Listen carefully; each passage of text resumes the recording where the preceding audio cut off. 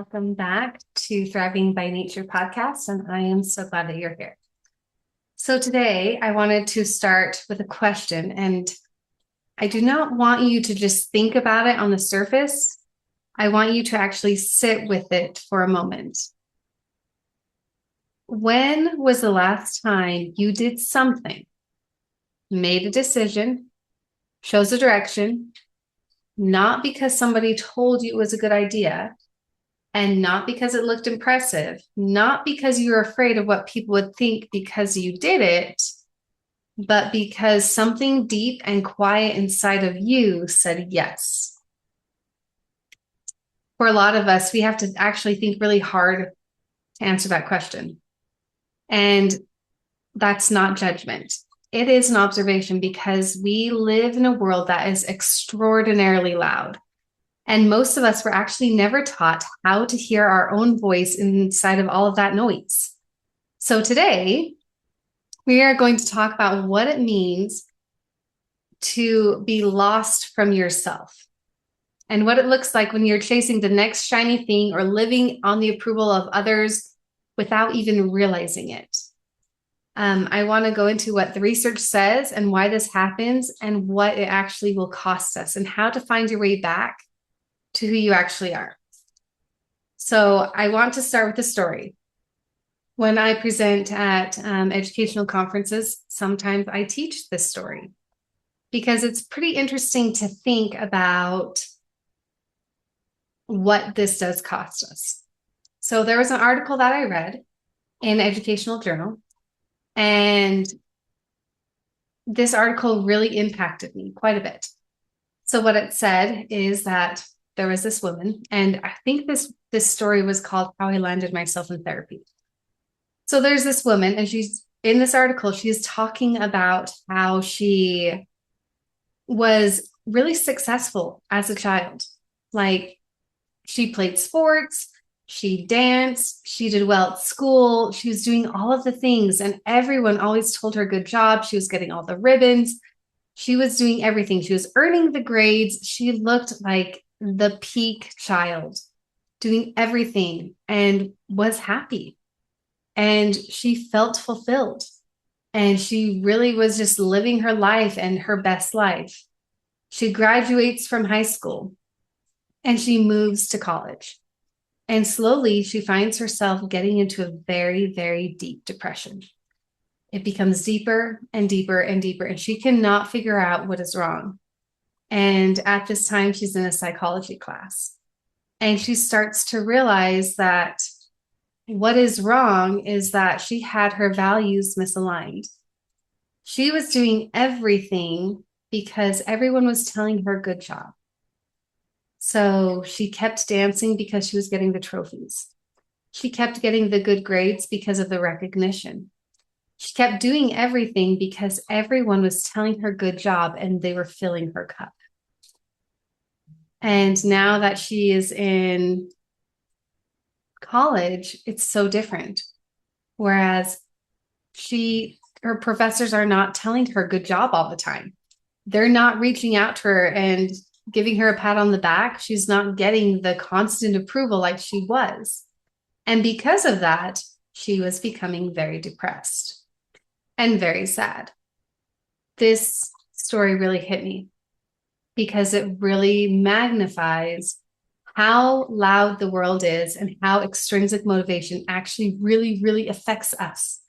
And if we're not doing things for us and we're just doing everything for somebody else, how that changes our perspective and how that really makes us misaligned with who we are and what our values are. And how that can really mess things up for our future and the way that we process things. So, what does this have to do with today? Well, a lot of us right now are actually on social media. I know a lot of teenagers that feel like their self-worth is tied to how many likes, how many thumbs up, how many comments they get on their posts. And they feel like they're not good enough if things didn't perform well. Does it matter? Does that matter? So let's go back into this I have this pulled up here about psychologists. So psychologists actually have been studying motivation for decades. And one of the most important distinctions that they have found is the difference between intrinsic and extrinsic motivation. So intrinsic motivation is when you do something because it is meaningful to you, because it aligns with your values, because the doing of it itself is the reward. Extrinsic motivation is when you do something for the outcome, the grade, the paycheck, the applause, the approval. Both exist and both have their place. The research does not say extrinsic motivation is evil, but it does say something important. It says that when we become dependent on extrinsic rewards, especially for things that are meant to be deeply personal, our well-being becomes fragile in a very specific way. There was a research out of University of Rochester, and Edward Deci and Richard Ryan, they developed what is called the self-determination theory. And over several decades of research, they found that human beings have three core psychological needs: autonomy, the sense that your actions are your own; competence, the sense that you are capable and growing; and relatedness, genuine connection with others. And when those needs are met from the inside out through choices that align with who you actually are, people then flourish. But when those needs are outsourced to external validation, people become what researchers called contingent, meaning their sense of worth rises and falls with every piece of feedback that they receive. This is an exhausting way to live. This is not sustainable. There was another research. So when I was putting this podcast together, I was doing this research on this because I feel like this is such an important thing to be talking about. And this other research piece came from Dr. Carol Dweck. And she said, first, you have to know Carol Dweck, Dr. Carol Dweck, she is widely known for her work on mindset. And she said that people who tie their self-worth to performance outcomes rather than to their own values and growth are significantly more vulnerable to depression and anxiety when things do not go as they expect. They have not built an internal foundation. So when the external scaffolding comes down, there's nothing underneath to hold them. I feel like that is exactly what happened with that story that I told you at the beginning. This is what so many high achievers who look all put together on the outside, but they feel hollow on the inside. And there's one more layer that I want to add here. I think this is really important because there is a phenomenon that researchers call the shiny object syndrome. And though the formal language in psychology is more often described as like behavior impulsivity or attention dysregulation under conditions of like low concept clarity. So when we do not have a clear, grounded sense of who we are and what we truly value, we become much more susceptible to whatever loud, newest, most exciting thing is in front of us. And we jump from thing to thing to thing, but it's not out of laziness. This is out of genuine hunger for something that feels right, because nothing ever quite does, because we do not feel aligned with who we are. The research on self-conception and self-concept and clarity is so important, because people that are really rooted in their own decision making and their decisions, they have the resilience to be able to function under stress because they are rooted. It's kind of like the difference between a tree that bends in the wind and one that has no roots at all. A tree that bends in the wind and has a good root system is going to bend and sway and then come back. A tree that has shallow roots It is going to go wherever the wind blows it. And if it blows it too hard, it is going to tip over. And it's not going to be rooted at all. When I was driving the other day, there was a country song that came on, and it was Miranda Lambert. I don't know if you know her, but she sings this song, and it's called The House That Built Me. And I thought about this song because, it talks about going home to a physical place. And she was tracing herself back to where she started, back to what was real before the world started telling her what to be. And there is a line in this song that talks about, if I could just touch the walls, then I could remember everything. Can't remember the exact line, but it's something around there. Because she wanted to remember herself again. And I think that is why so many of us are what we're quietly aching for, not to really go backwards, but to reconnect, to remember what we loved, what we believed, what actually mattered to us underneath all of the noise, the expectations, and all the performance that we feel like we have to do.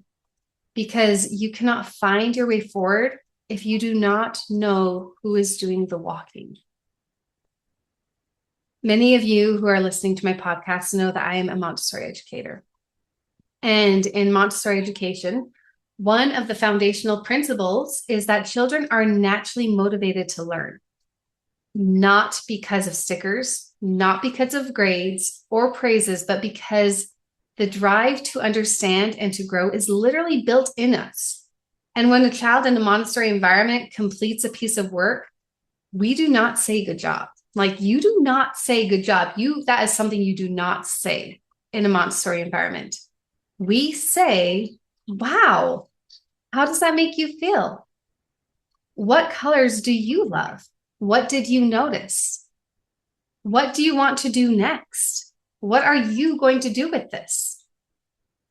We do that on purpose because we know that the moment that a child starts doing the work for praise, the work actually loses its power. They are no longer learning to read because reading opens up a new world. They're learning to read to make the adult happy. And that is an entirely different thing. Most of us did not grow up in environments that asked us how we felt inside. We were literally given gold stars, and we were doing things for the grade, the approval, and we learned to chase it.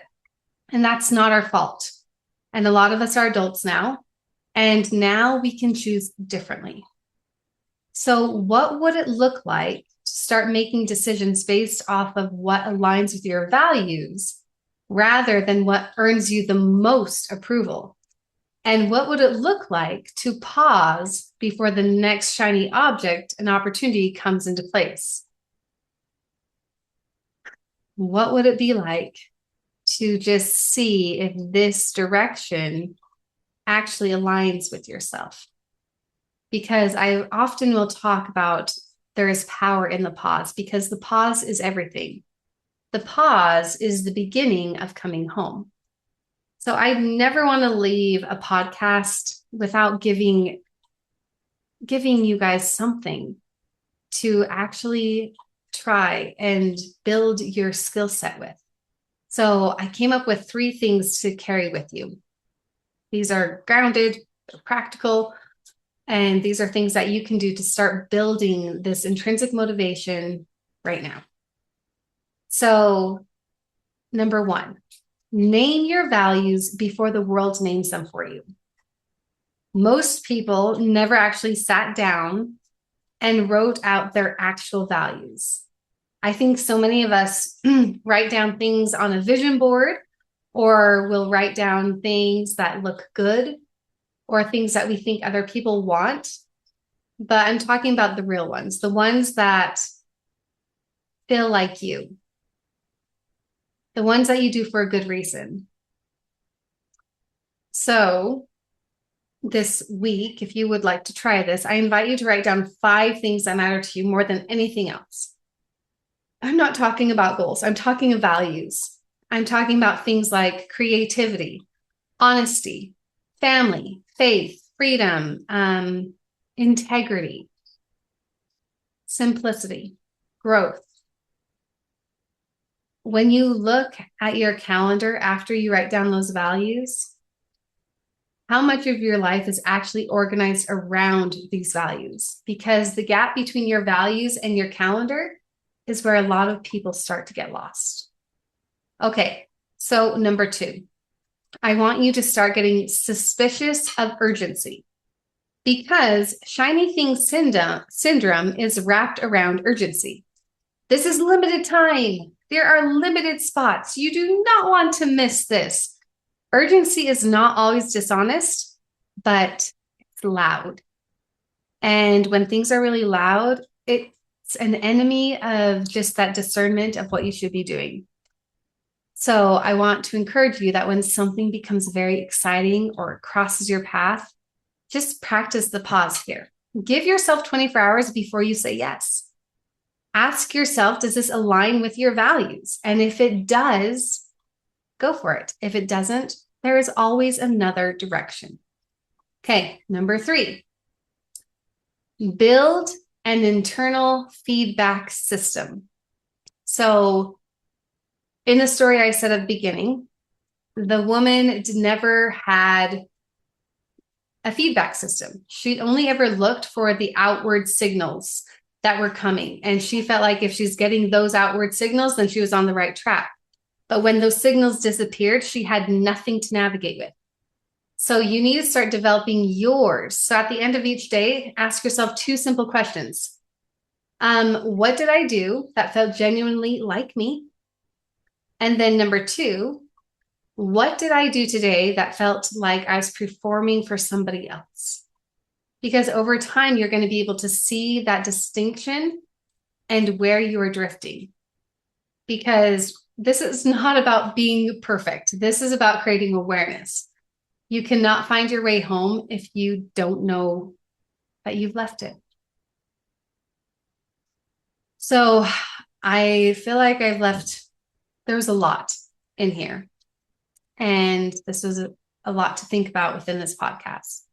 But I want you to just remember that there is a version of you that existed before the world started telling you who you needed to be, before the grading, before the applause, or the silence, before the comparison performance.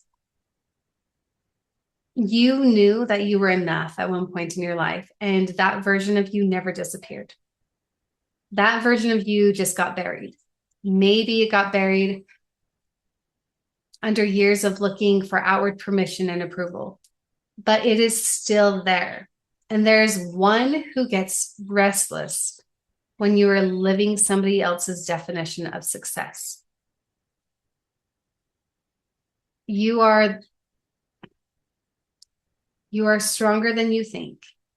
And when you can take that quiet pull towards something that you cannot name yet, the one thing that keeps you up at night wondering if there's more, that is when you need to start realizing that you need to come back to yourself. You do not need to earn that gold star. You are good the way you are, and you need to find the approval in who you are. Because you are allowed to live from the inside out. In fact, I believe that is exactly how we are supposed to live, even though everything is teaching us something different. But the world is loud and wants us to believe that our only value is connected to other things. But if we realize that it literally comes from in here. If this episode resonated with you, or even stirred something up in you, I want you to realize that you are enough. And you do not have to live for everybody else's approval. You do not have to think, I don't even know who I am anymore. What you do need to know is that you do not have to figure all this out alone. If this resonated with you and you want to talk to me more about this and have more support in this, I encourage you to follow me on all the social platforms.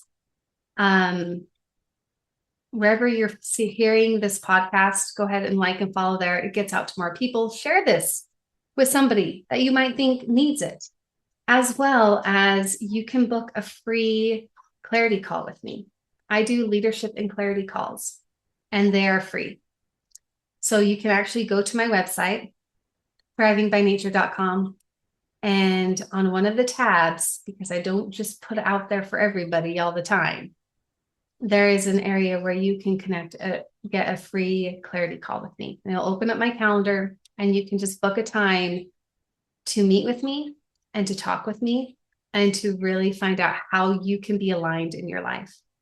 And I'm actually starting a soft launch today, which is the day that this podcast is going out, which is very exciting. There is going to be a pre-launch that I will put in the show notes. And the link to this pre-launch is going to be for the business reset. So I have a 5 domains business reset. And everyone that signs up for the pre-launch is going to be able to get this program for half off. And it is 90 minutes where I am able to sit with you. Within 30 minutes, we are able to really clarify what kind of a learner you are, find out where you are in these 5 domains. The next 60 minutes, we're able to literally create the roadmap for you to be successful. And then you'll have 7 days, like, what is the next thing that I need to do? And we're going to be evaluating it with emotional, your values. How is it going to drain you physically? How are you going to communicate this and get this out there? And then also, how are you going to keep it growing? The intellectual part. And when you can actually have that roadmap and know the next steps and have it be aligned with who you are, that is when your business grows. So I am launching that. I'm so excited about this. That pre-launch is going to be connected to this podcast in the show notes. And you can go ahead and book on there and sign up for the pre-launch. You'll get the first dibs on the spots, as well as 50% off the program, which I'm very excited about. Anything else I can't think of? I don't know. I'm just very excited about this because I can see the need and I really want to meet it. Thank you for listening to another episode of Thriving by Nature. And go ahead and like and follow, share all the things that I'm supposed to say at the end of the podcast, all the things. And I will catch you in another podcast. And thank you for being